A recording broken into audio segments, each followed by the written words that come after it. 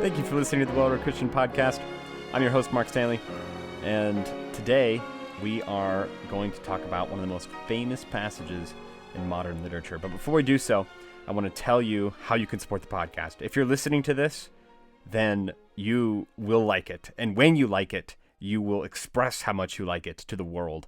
And you can do that through the internet. It's a wonderful thing because iTunes has this beautiful little area where you can leave a review.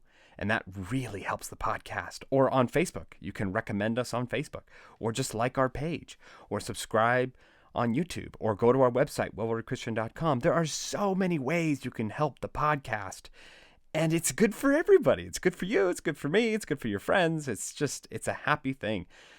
So if you or your friends or your family are around this holiday season and you're enjoying what you're listening to on the podcast, you can tell them about it, and you can tell them to support the podcast because we need you just as much as you enjoy the podcast. That doesn't make any sense. You know what? I'm going to cut my losses and just go ahead and start talking about what I'm supposed to be talking about. So today we're going to talk about the Grand Inquisitor, which is a chapter within Dostoyevsky's The Brothers Karamazov, and it's a very, very interesting chapter. And it's so deep and complicated and profound that I didn't talk about it entirely because I was afraid that I was going to screw it up. And then I realized, you know what? That's what I thought about the Tolstoy series. And I probably did screw it up. And I'll look back years later and go, wow, I really screwed that up. But right now is not the future. And even though I will look back one day and go, wow, you really screwed the Grand Inquisitor episode up, I don't care because it's so good that I have to talk about it. And I honestly screw up everything that I talk about, but it doesn't matter because I really enjoy it. And so later, I think I'll look back and say that I could have done better. But you know what? I'm doing the best that I can with what I got. And I'm really excited for what I have to you, or for what I have for you today. So the context of this chapter, before I just jump right in. So there's a conversation between two brothers, Ivan Karamazov and Alyosha Karamazov. And Ivan is an atheist, to say the least. He has very strong convictions about his atheism, and he knows exactly why he's an atheist. And he's a very intelligent guy. And Alyosha is a very pious man. He studies at the monastery. He isn't technically a monk, but he's basically a monk. And these two brothers are both pretty smart people, and they have become close because they are both willing to talk about deeper things and these sorts of things. And even though they weren't very close for the rest of their lives, but now they're finding themselves engaged in kind of a heated discussion. So here they are, finally deciding, you know what, let's meet up for coffee or whatever they're doing. I think it's coffee. Maybe they eat soup. Doesn't really matter. The point is that then they end up talking about these things where Alyosha says, okay, I want you to tell me why you're an atheist. Like what are actually the reasons? And so Ivan says, all right, well, you really want to know? Well, here it is.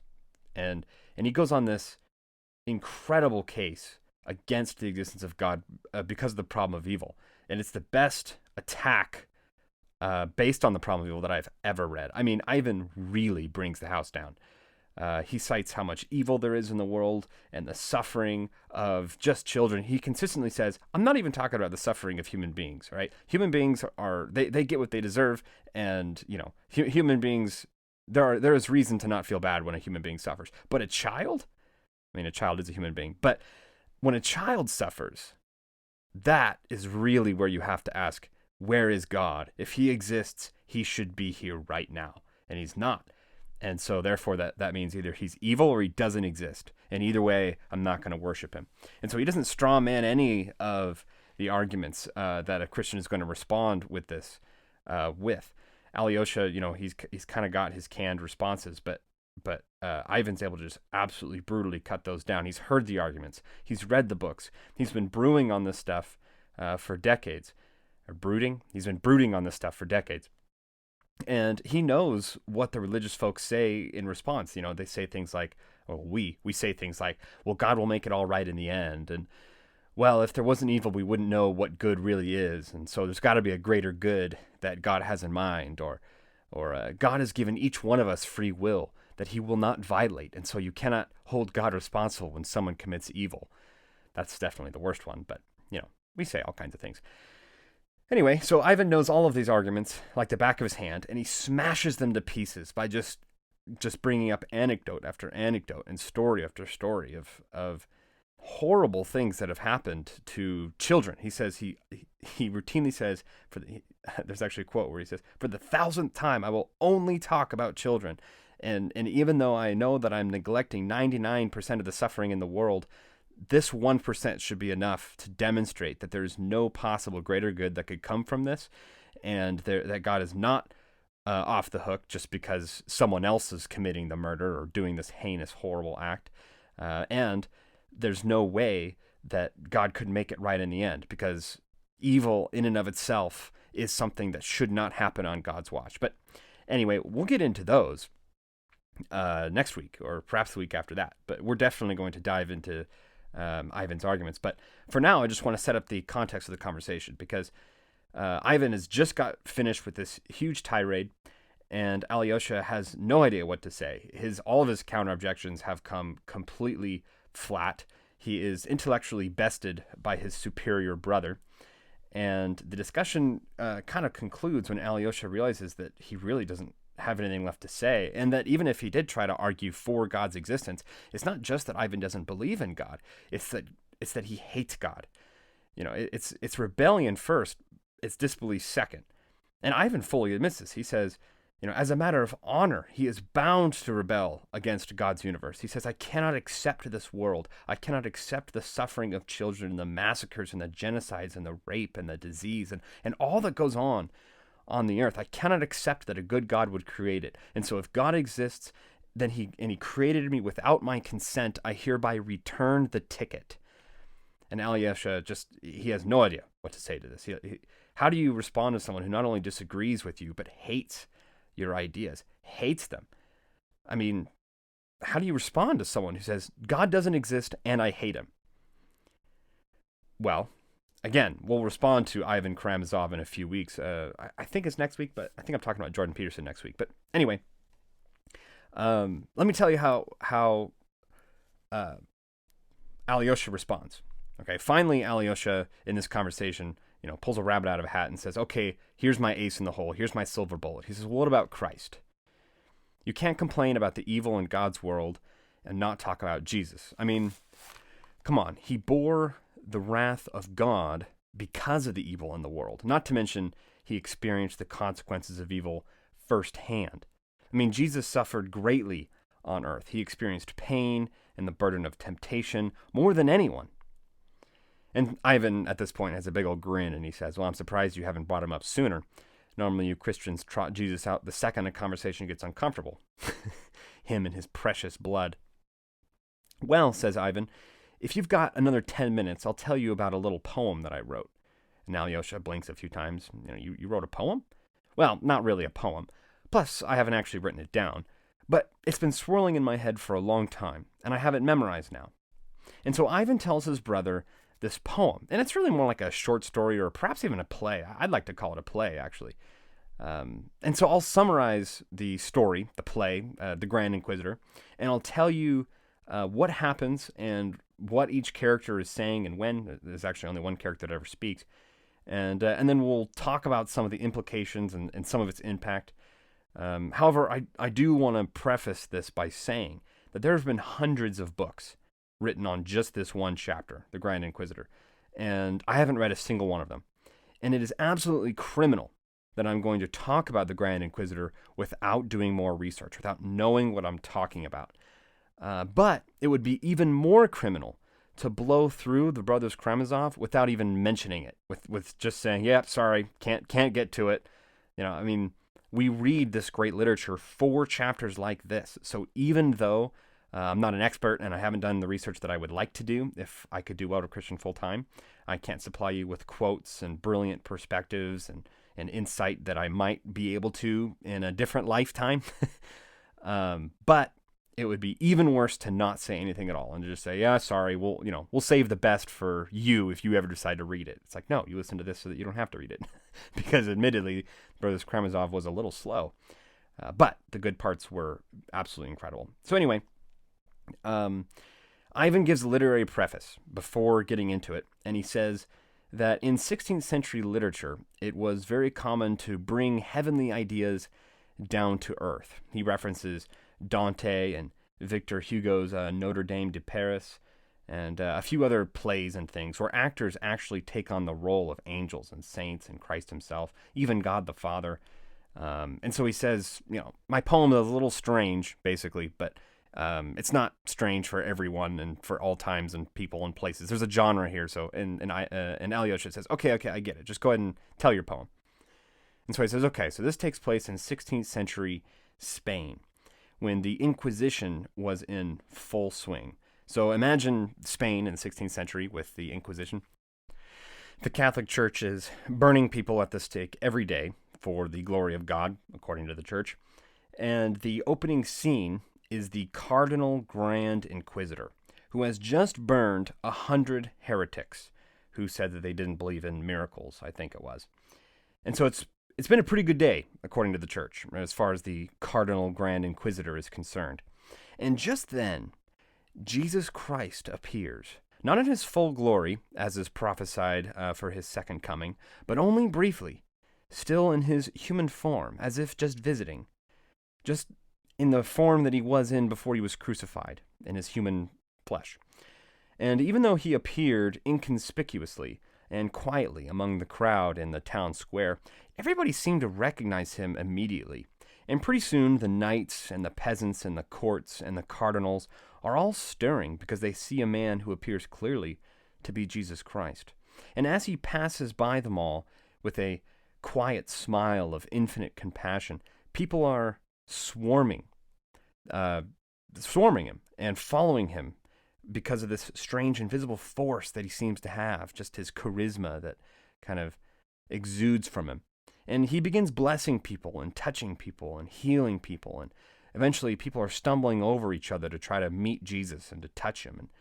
And there are some who doubt, but then the miracles start rolling out, where Jesus, there happens to be a funeral going on somewhere else, and Jesus raises the girl from the dead, and the blind can suddenly see, and the lame can walk, and eventually everyone is absolutely convinced that this is the second coming of Christ, or at least some strange appearing of him. And watching from afar is the old, coarse, monastic cassock, the old Grand Inquisitor, tall, bald, very old. I think he's 90. The poem says. He's skinny and he's frail in his majestic priestly robes. And once Jesus comes close enough, the Grand Inquisitor orders the holy guards to have Jesus arrested. Now, it's important to note that as soon as the Grand Inquisitor gives this order, the people immediately step away from Jesus. As soon as the Grand Inquisitor says, arrest that man, everyone's like, whoa, and they kind of back off. And Christ, like the meek and humble self that he is, simply smiles and allows himself to be taken into custody. And so Jesus is taken by the Holy Guard into the dungeon of the Inquisition, basically. And late that night, the Grand Inquisitor approaches Jesus. And so the whole story, the entire conversation, the whole chapter is this conversation between the Cardinal Grand Inquisitor and Jesus. And it's curious because actually Jesus never says anything the entire time, and we'll get into that. So Jesus is in this dungeon, and the Grand Inquisitor kind of represents the Catholic Church and organized religion and hierarchical authority and government, and that kind of a thing. That's who this character is going to represent. And then Jesus, of course, represents God, Jesus. So here's what happens. The Grand Inquisitor approaches his prisoner, and he asks, is it you? Is it really you? No, wait. Don't answer that. It doesn't matter. I know what you would say, and you have no right to add anything to what you have already said in your word. It is the church who speaks for you. It is I who speak for you, and you have no right to take that responsibility away from me. But why have you come? Why are you here? To interfere with our work? Well, I don't know if it's really you or some imposter, but either way, I'm going to have you burned at the stake tomorrow as the greatest heretic to ever live. And the same people who kissed your feet and worshipped you today will rush to heap coals around your stake when I give the word. But you probably know that, don't you? You can foresee it, can't you? And Jesus is quiet. He doesn't respond. So the Inquisitor continues, "Have you the right to proclaim one of your mysteries from heaven? No, because everything you proclaim now will encroach upon the freedom of the people. They will have to believe it because they see it for themselves." Now, at this point, Alyosha interrupts Ivan's telling of the story and asks, wait, what? I'm confused. So Ivan explains that the Grand Inquisitor is saying that only now has the church been able to overcome people's freedom in order to make them happy. And the Grand Inquisitor actually now sees Jesus as an obstacle to that mission. And when man is a rebel, he cannot be happy, says Ivan and the Grand Inquisitor. And so people willingly give up their freedom in order to give up the burden of choosing what to believe or how to behave. And so that's going to be a theme that runs throughout the story, and you'll see. So Alyosha interrupts again, and he says, well, okay, I'm very confused. How does human happiness require giving up freedom? And Ivan says, well, yes, the Grand Inquisitor is saying that human beings cannot be happy unless they give up their freedom, their rebellion. And so Ivan goes on to say that the main thing that the old man wants to speak about is the dread and intelligent spirit. Quote, the spirit of self-destruction and non-being, end quote. And here I think Ivan means the spirit of nihilism, of emptiness and purposelessness, of depression and anxiety and meaninglessness. The Grand Inquisitor says that this spirit, the spirit of self-destruction and the spirit of non-being, appeared to Christ in the wilderness, and it appears to all of us, and we would sooner take on tyranny than have to deal with that spirit. And when Christ dealt with that spirit, he did the exact opposite thing that the church did. And therefore, the Grand Inquisitor says that Christ is actually wrong, and he's so wrong that he will burn at the stake for it. And in order to prove that he's wrong, the Grand Inquisitor will burn Jesus at the stake, and the people will burn him at the stake because they prefer the Grand Inquisitor to Christ. So he says, do you remember? Do you remember the spirit who tempted you 3 times? Do you think that all the combined wisdom of the earth could ever think up anything faintly resembling in force and depth as those 3 questions that were actually presented to you then by the powerful and intelligent spirit in the wilderness? By these questions alone, simply by the miracle of their appearance, one can see that one is dealing with a mind not human and transient, but eternal and absolute. For in these 3 questions, all of subsequent human history is as if brought together into a single whole and foretold. 3 images are revealed that will take in all the insoluble historical contradictions of human nature over all the earth. The Inquisitor then goes on to say that Jesus made the terrible, horrible mistake of refusing to enslave man. Instead, he did a monstrous thing, which is to make man even more free. The Inquisitor asks, if you would have turned stone to bread, the whole world would have followed you. Man needs bread and will enslave themselves for bread. And what do? You refuse to turn stone to bread. It's interesting. I want to pause here and say that there's a famous anecdote regarding Joseph Stalin. And it's probably a legend. I'm not trying to say that it's true. But the story goes like this. Some of Stalin's henchmen asked him how to control their parts of the state, of the province, and that they're in charge of. And so Stalin looks at them sternly, and then he bends over and he picks up a chicken. And he begins defeathering this chicken aggressively. And the chicken, of course, is screeching and writhing in pain, trying to escape. And then he lets the chicken go. It's all half bald and ugly. And while the wounds are still fresh, Stalin leans over with some chicken feed and gets the chicken to follow his hand around in a circle. And the point is this: you can hurt someone all you want, and they will follow you as long as they believe that you are the only way they will get their next meal. If they are convinced that they depend on you for their survival, it doesn't matter how harsh you are to them or how often you beat them, or how recently that beating was. So anyway, the Grand Inquisitor looks at Christ and says, but you didn't offer them bread. You offered heavenly bread. How can you ask virtue of a people when they are starving? People will run to tyrants as long as they believe that they will get their next meal, but you demand that a man freely choose hunger. Think of the millions of people who love you but are too weak to deny their flesh and therefore are not worthy of you. They are as numerous as the sands of the sea. You set yourself up so that only the strong can follow you, while we feed people earthly food and they bow down for it.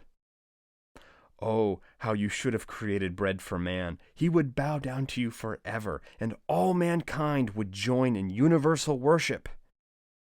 But instead, you chose to enhance their freedom. You wanted only those disciples who are willing to sacrifice for you. But the Inquisitor concedes. He says, man has nothing more that he wants other than to give his freedom to someone, to pawn off his conscience and appease it. He will even throw down his bread if he is seduced by a beautiful message.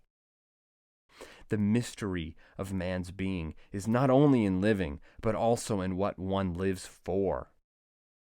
Man will sooner destroy himself than remain on the earth if he does not have a firm idea what he is living for, even with all the bread around him. But instead of giving him a concrete miracle, you chose the unusual, the enigmatic, the indefinite, so as not to take man's freedom.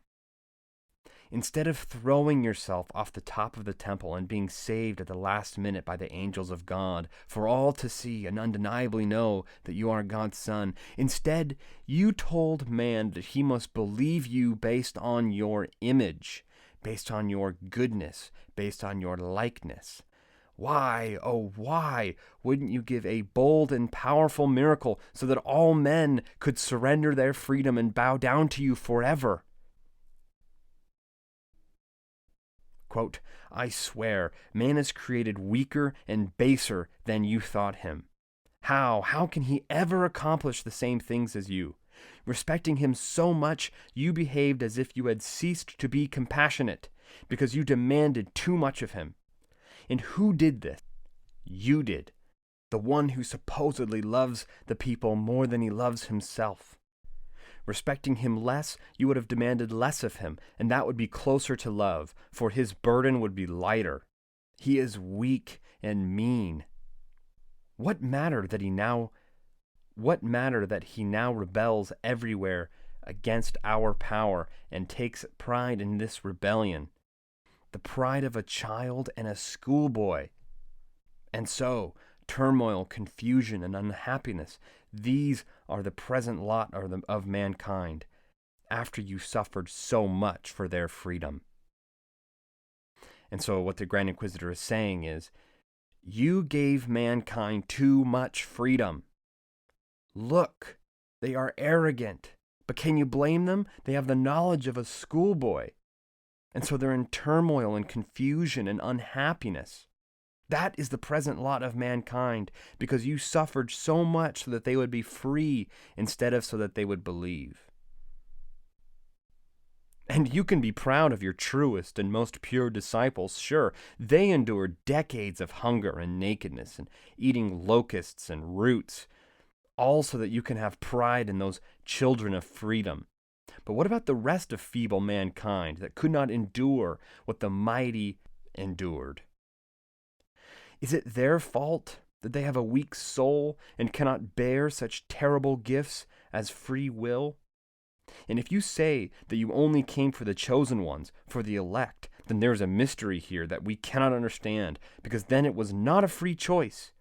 It has not love that matters, but blind obedience. And that is what we have done. We have corrected your deed and based everything on miracle, mystery, and authority. And you tell me which is more loving, to give man the freedom to starve himself in order to suffer for your name's sake, or to take his freedom and replace it with authority and mystery and miracle, because then at least he can be happy. Who has loved the sheep more? Have we not loved them more by recognizing their impotence?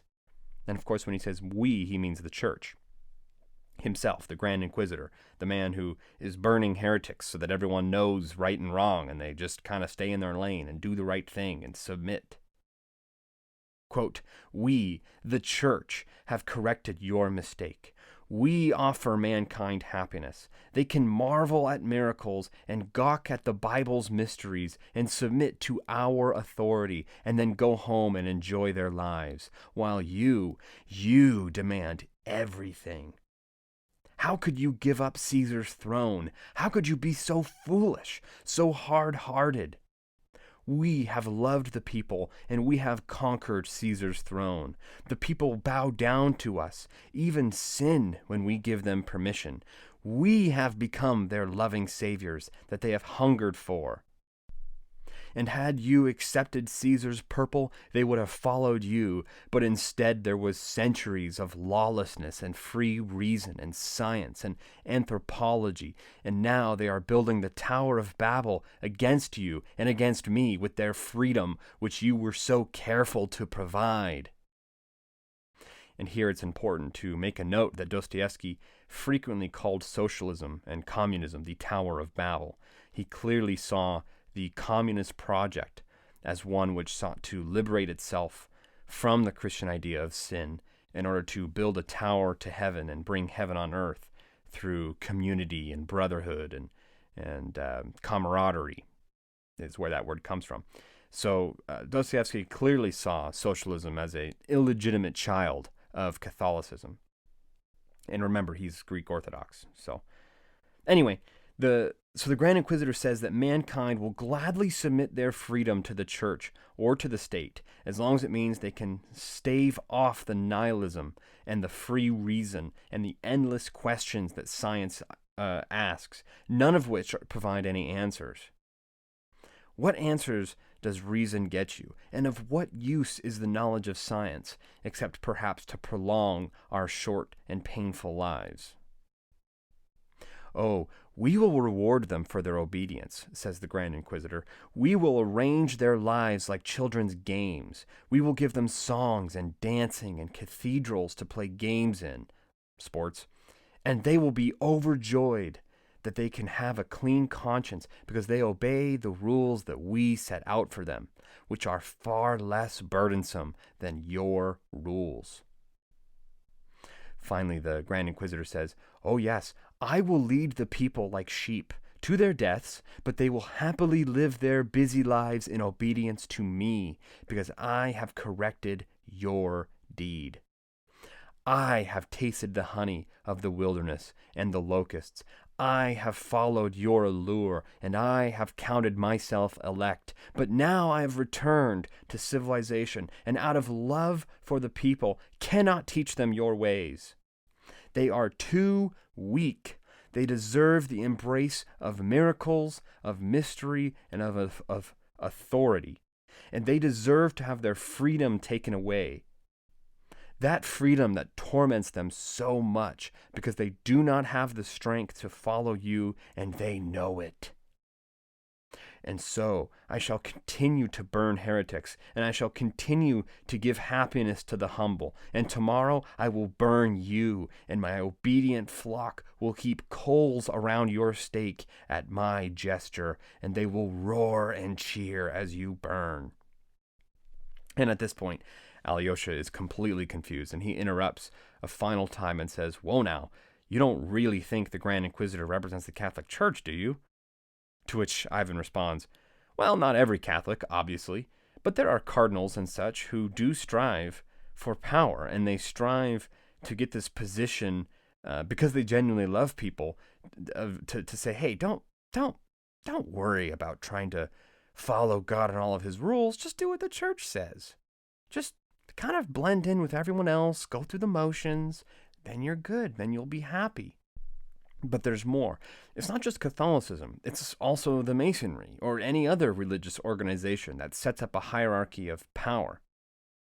Organized religion strives to use miracles to justify their authority, and mystery to justify conscience, and rationalism, and then authority in order to compel obedience. And all of it in order to get people in a place that they feel comfortable, so they can just live out their lives and have their pretty little sins, their favorite little activities, and they don't have to rock the boat. Just don't break these rules, and submit and give to the church or give to the state, and don't express that opinion or don't own that gun or whatever the authority that the tyrant wants to give. It's all about submission to the authority, and the authority is justified by miracles and your conscience. And that's why Ivan also says that religions hate other religions, because they are competing for power and authority. That's also why tyrannical governments hate other governments. It's because it brings doubt to the entire enterprise that they're trying to establish, which is this idea that no, you come to me for your life, for your satisfaction, for your survival. And Alyosha says, okay, all right, fine. How does your poem end? Or was that the end? And Ivan says, well, I was going to end it like this. So the Grand Inquisitor finally fell silent and waited for his prisoner to reply. And his prisoner did not reply. And he realized that Christ had been captively listening to him and calmly listening to him and intentionally listening to him, making eye contact the whole time, and not apparently wishing to correct him at all. And so the old man was about to say something harsh and bitter and terrible, in anger and fury. But just as he was about to open his mouth, that is exactly when Christ stood up in silence and gently kissed the old man on his bloodless 90-year-old lips. And that was all. That's the only answer Christ gave. And the old man shuddered, and the corners of his mouth stirred. And he then turned to the cell door, opened it, and said, "Go, and do not come again. Do not come at all. Ever. Never, never." And the prisoner left into the dark squares of the city, leaving the Grand Inquisitor in his own cell with the door wide open. And the kiss burns in his heart, but his mind has not been shaken. So there you go. There's the Grand Inquisitor. And I know I ran through it a little bit fast. I expected that to take me a lot longer. But I really wanted to get to the discussion. And the reason for that is because I think there's so much in this little story. There's so much to unpack. And there's no way that I picked up on everything. I mean, I read it 3 or 4 times to try to prepare for this. It's only 12 pages, but it is dense. And there are all kinds of subtleties and allusions and references, and it's very hard to even unwrap the most basic premise effectively. It's also a little bit vague. I'm not totally sure what Dostoyevsky means by the word freedom at various times, and it seems like he might use it in different ways at different times. And then not only that, but the poem, the story, it interacts with you on several levels. You're reading the chapter and it just feels like a tornado of passion and emotion, as well as ideas and ideologies that you can't even fully interact with because he's talking about all of them at the same time, and you're not even really sure how you understand it, but you kind of are. And it's because the chapter, it interacts with you in several layers of analysis while you read. And because of the allusions and things, you're prompted to think about things and contemplate 2 different ideas at the same time, which you're not even realizing that you're doing until then that is explicitly addressed. And then the 2 ideas are being talked about. And you're like, oh yeah, I was thinking about that while I was reading. And it's like, yeah, because you are picking up on more than you're even consciously aware of. And so it's a brilliant chapter. It's an incredible chapter. And I'm sure that there are entire veins of discussion that I've completely missed or will miss, and that there are entire points that perhaps I misunderstood. But part of the beauty of the chapter is that it's a little bit vague. And a lot of the complaints that the Grand Inquisitor makes about free will and about authority and about the nature, or the human condition rather, are not completely concrete. And so there's a little bit that it kind of forces you to read into, and there's a lot of parallels and things that draws you to other definitely scripture passages, as well as other works of literature and that kind of a thing. And so Anyway, it's hard because, again, like, for example, the biggest challenge for me was the question of freedom. What does the Grand Inquisitor mean by freedom? Because as an American, when I read about freedom, I always think political freedom. That's immediately where I go. I think, the Second Amendment. I think the rights the Constitution guarantees to me. I'm thinking, the right to self-government, the right to own my own property, the right to own my own gun, right to say what I want to say, the right for lawful search and seizure, that kind of a thing. And I'm not entirely sure that Dostoyevsky is talking about that primarily, although he definitely is. And so, I don't know, it's challenging.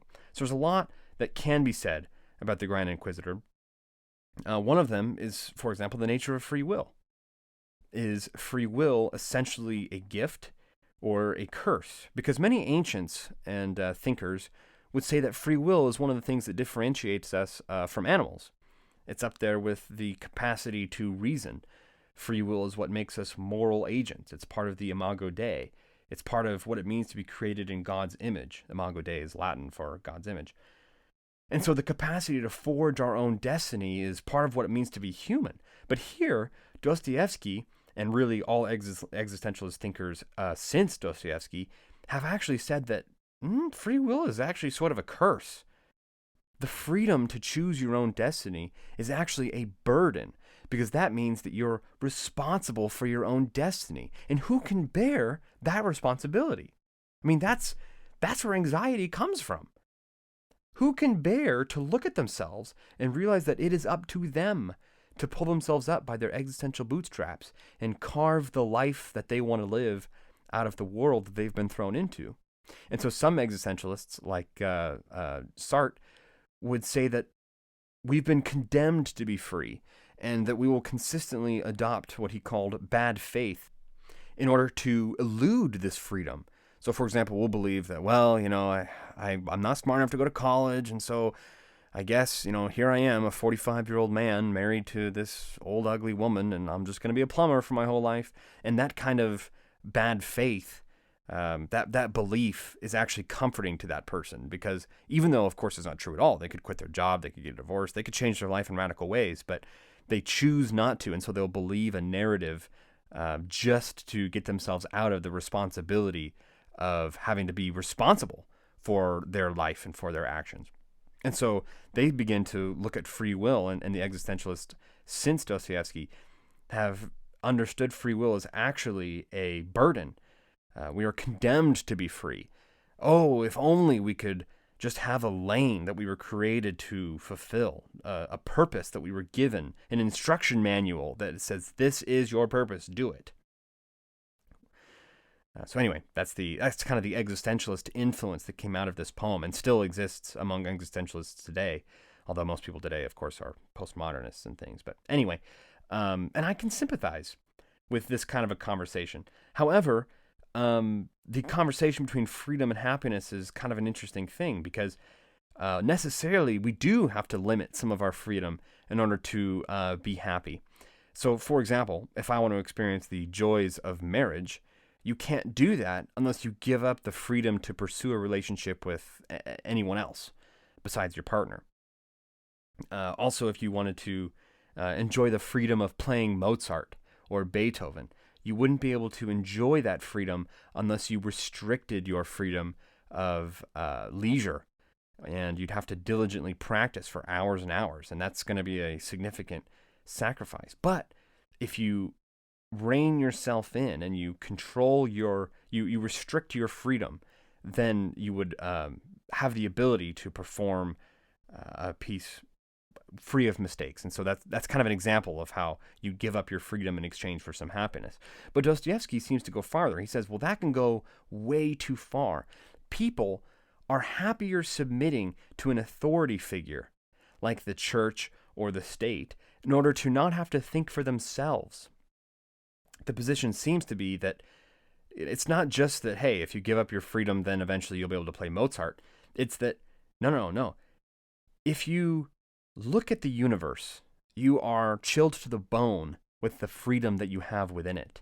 The position seems to be that when you rebel against the uncertainty of free reason and the fear of hunger and the aimlessness of nihilism, you will adopt far too tyrannical of a worldview in order to make sense of your life and move forward.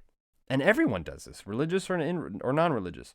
Whether it's a dogmatic religious worldview, in Dostoyevsky's view, Catholicism might fit the bill depending on what you do with your Catholicism. I'm not trying to pick on Catholics. I'm not saying every Catholic is like this, obviously. I'm just saying that, and it's not a Catholic thing.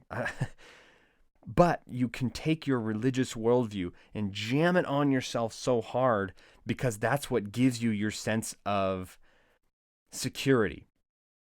And I'm not even saying that that's wrong necessarily. I'm just describing the reality that Dostoyevsky is pointing out. And he says that secularists did this too. And that's what they do when they create the Tower of Babel. And they create this communistic religion where they have these doctrines that they adhere to and they believe no matter what. And they will die to defend them.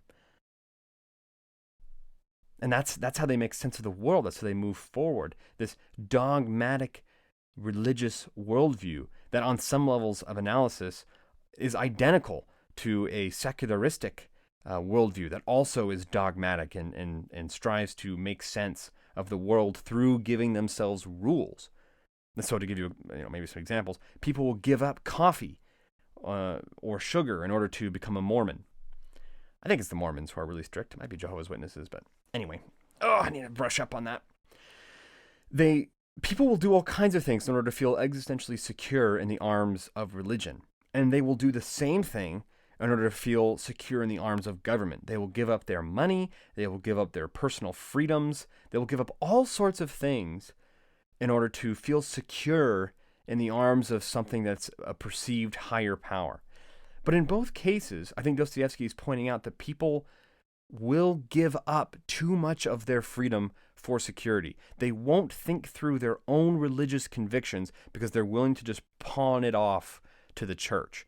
They won't exercise their own responsibility as human beings because they'd rather just say, well, if the state says not to say this or that, I guess I just won't say this or that.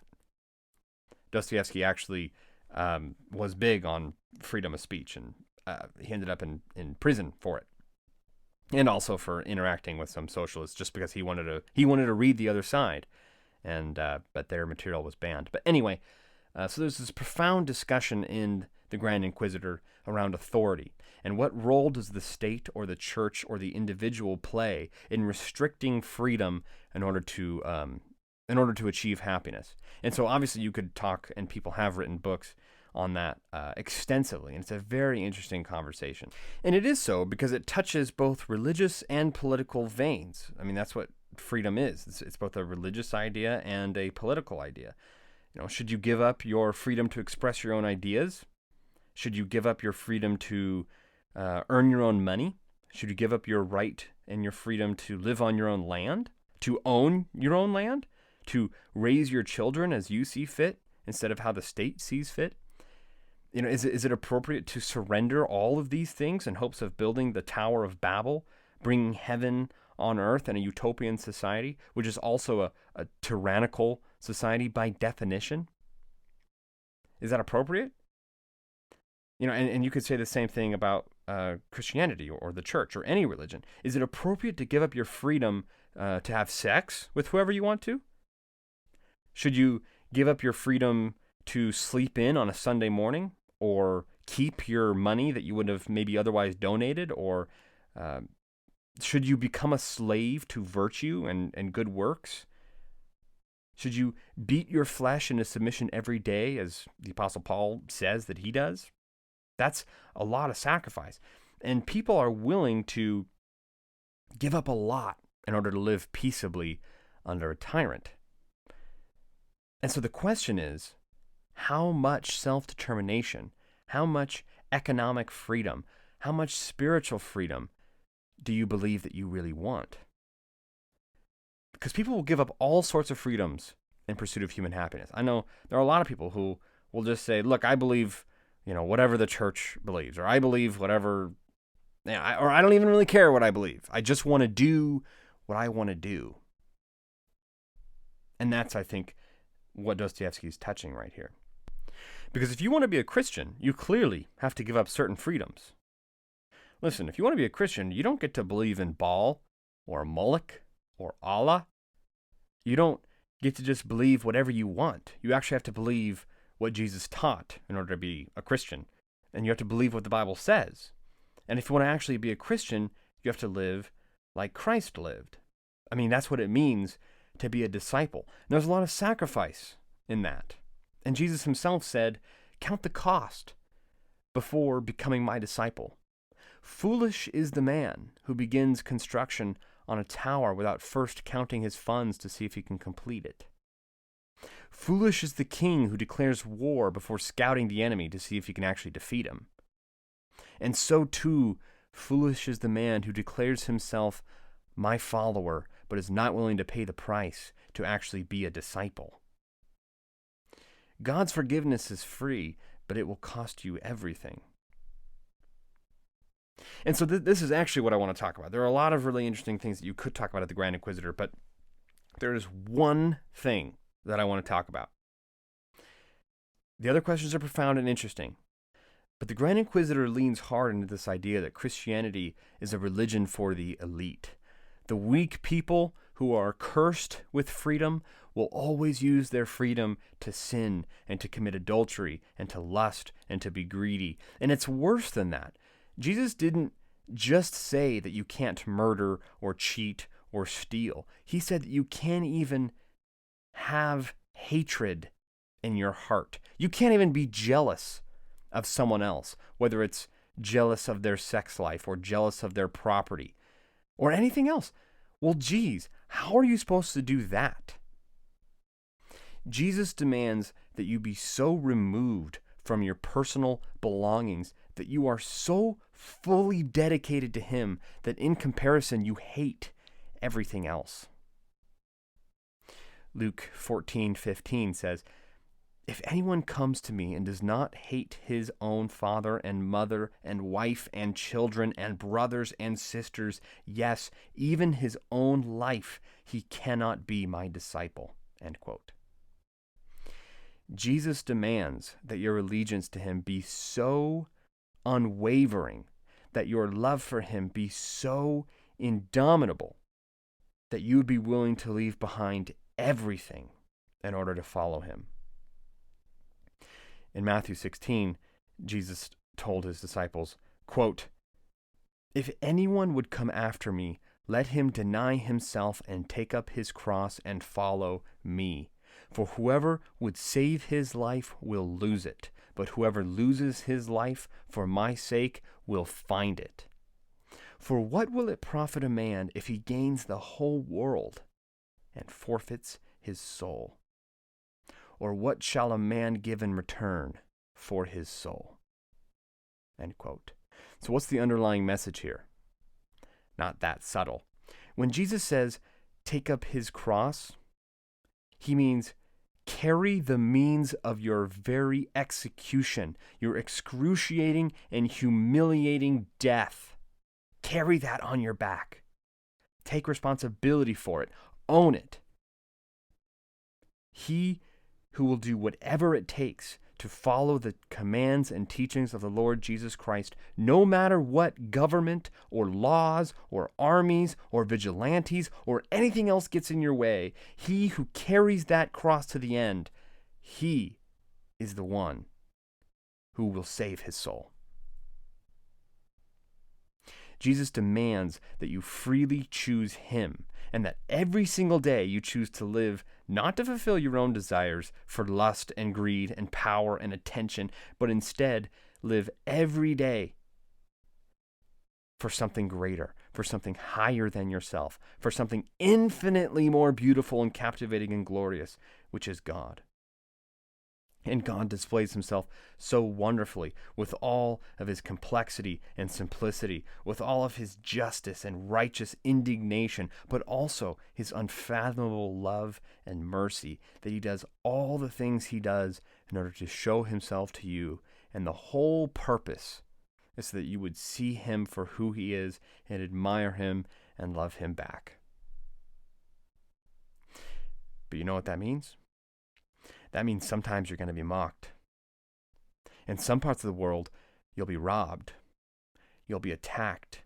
You'll be raped, killed, tortured. And through it all, God is right there with you to say, I'm here in this moment, and I'm giving you this trial in order to show you how far you can really go, because I am standing with you and for you. So you see, the Grand Inquisitor makes this phenomenal statement, this incredible statement. He says that Jesus thought too highly of man. Most men cannot discipline themselves to be faithful disciples. Most people are incapable. And therefore the church that he has built is actually more loving to man, because he understands that man is weak and pitiful. And so he gives his rules, and he gives his things that he must believe and do, and he gets his little diddly and his little dance, and then he says, okay, now you're good. Go ahead, go home. But God gives mankind the responsibility to follow Christ, because God commands it. But then he makes following Christ so hard. And that's not fair. That's not loving, says the Grand Inquisitor. But here's where the Inquisitor is wrong. God commands us to follow Christ, surely. And even though it is hard, nigh, it is impossible on your own, he knows that the flesh is weak and incapable. But God doesn't command us to follow Christ because he enjoys the sight of man on his knees. God commands us to follow Christ because he knows that the only way you will ever accomplish it is if you are depending on God the entire time. And as you depend on God, you will see and marvel at him. And you'll be satisfied, and you'll be fulfilled, and you'll be happy, and you'll be secure and comforted and overjoyed because you see God. God asks you to follow Christ because as you do, you'll become close to him. You will learn from God himself. God himself will be your mentor, your instructor, your sage. And you know what? God is a pretty good teacher. And that is a pretty beautiful relationship.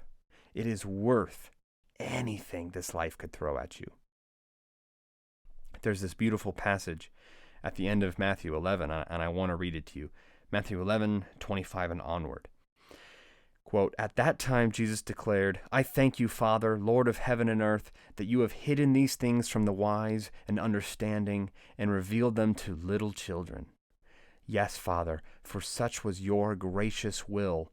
All things have been handed over to me by my Father, and no one knows the Son except the Father, and no one knows the Father except the Son, and anyone to whom the Son chooses to reveal him."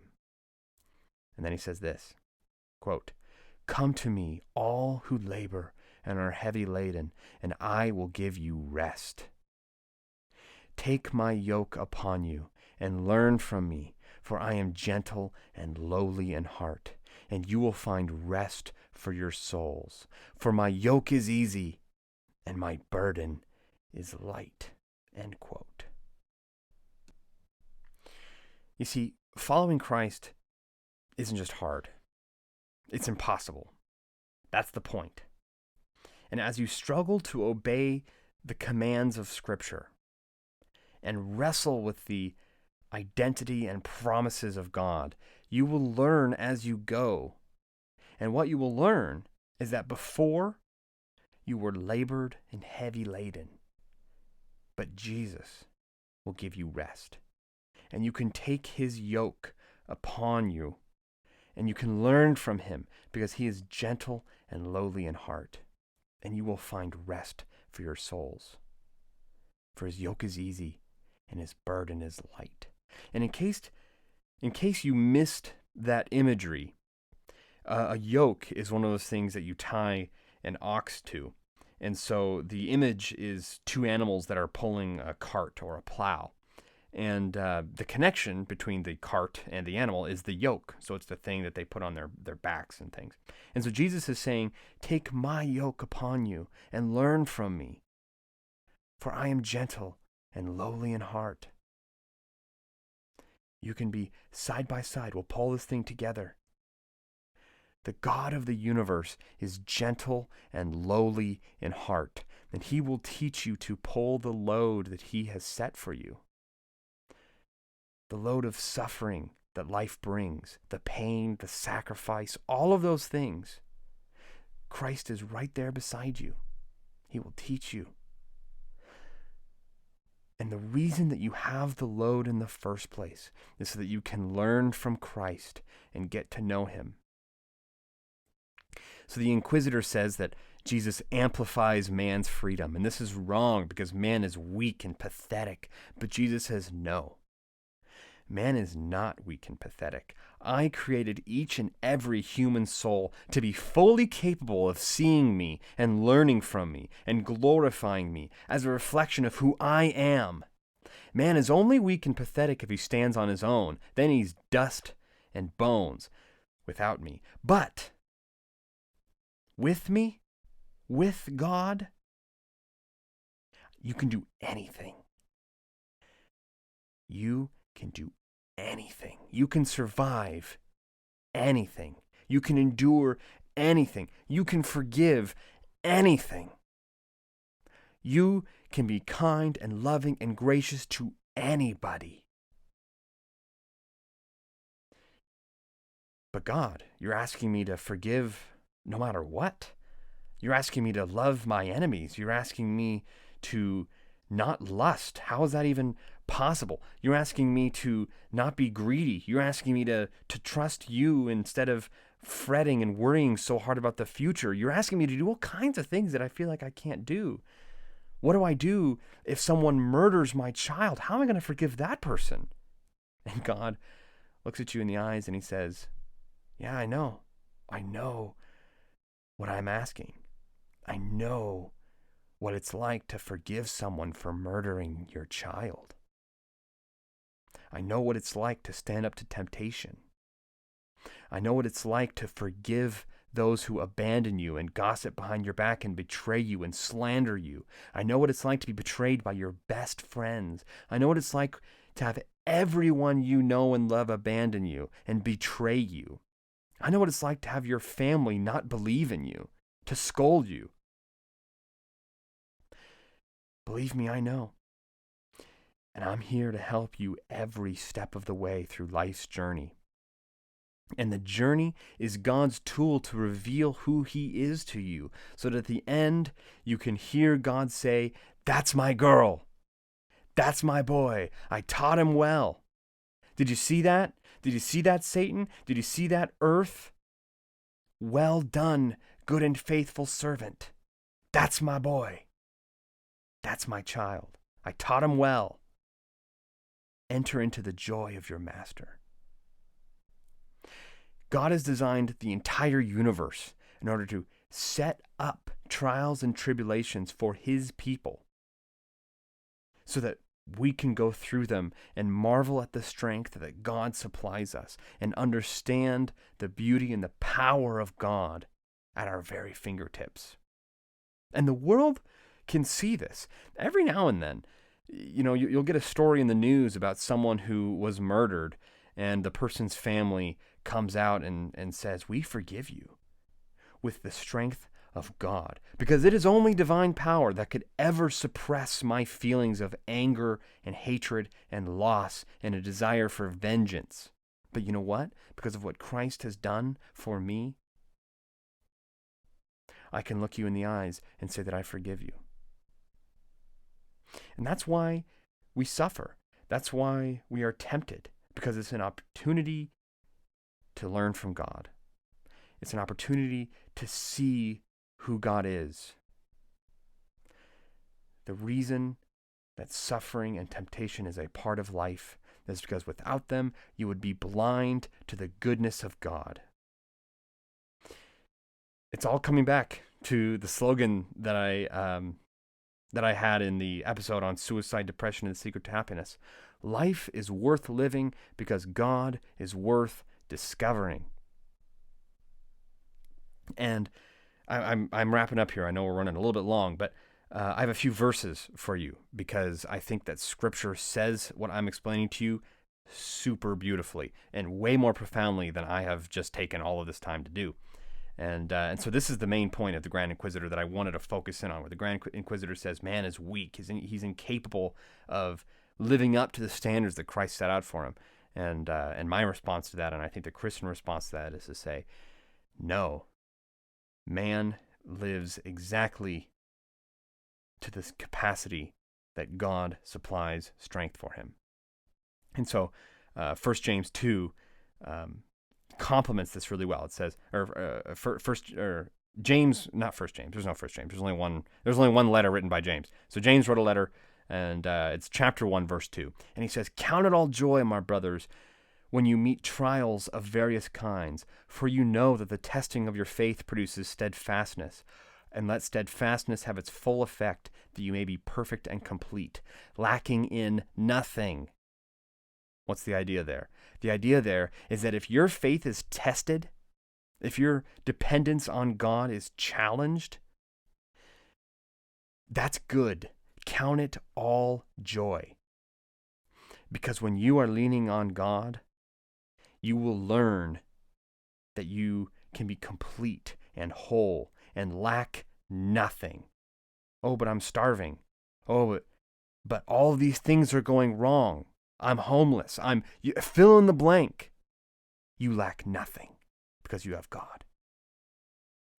1 Peter 1:3, quote, "Blessed be the God and Father of our Lord Jesus Christ. According to his great mercy, he has caused us to be born again to a living hope through the resurrection of Jesus Christ from the dead, to an inheritance that is imperishable, undefiled, and unfading, kept in heaven for you, who by God's power are being guarded through faith for a salvation ready to be revealed in the last time. In this you rejoice." Here's the key part. "In this you rejoice, though now for a little while, if necessary, you have been grieved by various trials, so that the tested genuineness of your faith, more precious than gold that perishes, though it is tested by fire, may be found to result in praise and glory and honor at the revelation of Jesus Christ. Though you have not seen him, you love him. Though you do not now see him, you believe in him and rejoice with joy that is inexpressible and filled with glory, obtaining the outcome of your faith, the salvation of your souls." Last one, Philippians 1, towards the end. Paul writing to the Philippians, and he says, "Only let your manner of life be worthy of the gospel of Christ, so that whether I come and see you or am absent, I may hear of you that you are standing firm in one spirit, with one mind, striving side by side for the faith of the gospel, and not frightened in anything by your opponents. This is a clear sign to them of their destruction, but of your salvation, and that from God." And here's the key sentence. This sentence is incredible. Listen to this. "For it has been granted to you that for the sake of Christ you should not only believe in him, but also suffer for his sake." So notice what Paul is saying there. He's saying, it has been granted to you. You have received the precious gift of suffering for Christ. Why is that a precious gift? Because in the suffering, you will know Christ more. You will become closer to your mentor, to your instructor, to your God. You'll know him better. You'll become intimately acquainted with him, because that's your only way you're going to make it through. And that is a gift. And I'd like to end with a famous quote from G.K. Chesterton. He said that the problem with Christianity is not that it has been tried and found wanting, but that it has been found difficult and left untried. Christianity is challenging because Christ will ask you to give up your lust, your greed, your insatiable craving for attention. He'll ask you to give up your hatred and your bitterness and your resentment and your envy and your immaturity and your pettiness. He'll ask you to give all that up, and he'll ask you to learn from him, for he is gentle and lowly in heart.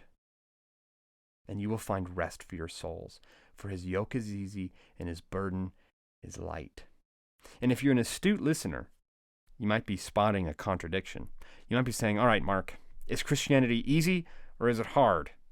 All right, because in one sentence you say, his yoke is easy and his burden is light, blah, blah, blah. But then in another sentence you say, oh, but it's so hard to forgive people and yada, yada. So which is it? Well, in some sense it's easy and in some sense it's hard. It's hard to give up your sin. It's hard to not give in to the temptations in the desert, as the Grand Inquisitor is saying, the spirit of the intellect, the spirit of non-being, the spirit of nihilism, the spirit of insatiable doubt. Because okay, great, maybe Christianity worked for you, but how do I know it's going to work for me? How do I know that if I read the Bible, I'll get something out of it? How do I know that if I depend on Christ, that it'll actually work? How will I know? Well, you don't. You won't know. You have to try it. You have to take a Kierkegaardian leap of faith. Kierkegaard was a philosopher. If you don't know who he is, don't worry about it. And so that living out your faith, that's a risk. And not only is it a risk, but it's very challenging. But once you're living it out, once you're there, once you're learning from Christ, he says, don't worry, I got it covered. I have forgiven your sin. All you got to do is just keep swimming. Just keep following me. Just keep learning from me. So it's hard. It's hard to stomach giving up sin. It's hard to stomach, it's hard to give up a desire for self-destruction. It's hard to understand the suffering of life and to make sense of it all the time. And becoming a Christian makes that suffering double or triple at least, especially in certain parts of the world. It makes it harder. People want to kill you for it. But once you see the beauty and the majesty of God, and you see how sweet God's forgiveness is, and how awesome God is as an ally, then you realize, if God is for you, who can possibly be against you? What are they going to do? What could life possibly do to me? What could my enemies possibly do to me? Kill you? Kill your family? Is that the best they got? It's only a lifetime. I only have to live one lifetime before an eternity with God, the inventor of butterflies and music and love, the God who's forgiven me, who loves me, the God who is so majestic and beautiful and admirable as he is. And you can see that because of what Christ did and because of the journey that he has designed each one of us to walk through. Thank you for listening to the Well-Read Christian Podcast. Please tune in for the next few weeks as we talk about the problem of evil and we respond to some of the objections that Ivan Karamazov brings up against Alyosha. But the important thing to remember is that even if you don't have all of the arguments and the intellectualism dialed in, Alyosha could not respond to Ivan's arguments. But through the story, he lives out faith in Christ, and it is so profoundly beautiful that the arguments fall flat. The chatter of Ivan Karamazov, as brilliant and interesting as it is, just falls flat when they both start to live out their worldviews. Thank you for listening to the Well-Read Christian Podcast. Hopefully you'll join me next time.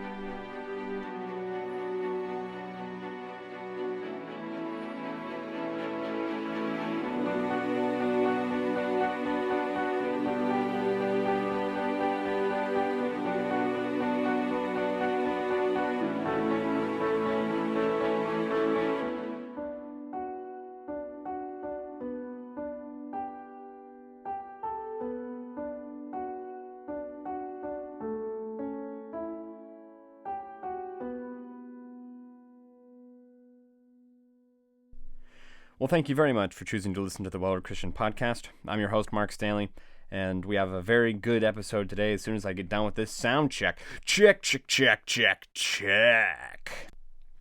They never expect the Spanish Inquisition. Okay, don't get off track. This is serious. Mark. Okay, so imagine the... I've been completely derailed. Oh, dear. Thank you for listening to the Well-Read Christian Podcast. You are also listening to the voice of Mark Stanley, your host.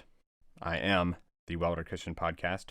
I am the Senate.